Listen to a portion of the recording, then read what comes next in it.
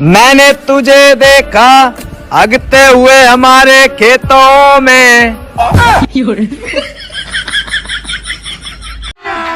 अभी मजा आएगा ना भिड़ो। बेबी, फाइनली मैंने मम्मी को तुम्हारे बारे में बता दिया। सच्ची? हाँ। क्या बोला उन्होंने? यही मिला तुझे?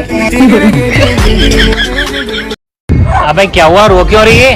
मेरे घर वाले मेरे हाथ पीले करना चाहते हैं। अबे ये तो अच्छी बात है। पर मुझे पिंक कलर पसंद है। कभी इसके साथ कभी उसके साथ, अकल की थोड़ी कच्ची हो क्या?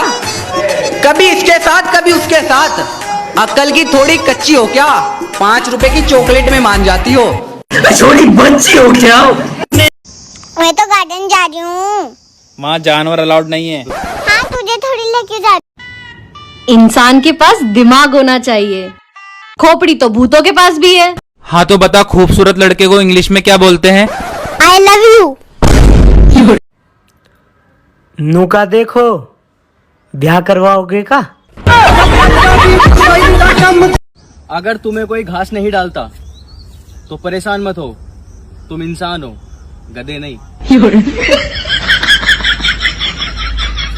सुनो लड़कों, तुम लड़की पटाने के लिए हजारों रुपए का गिफ्ट मत खरीदा करो। तुम 20 रुपए की पानी पूरी खिलाकर भी उसे सेट कर सकते हो।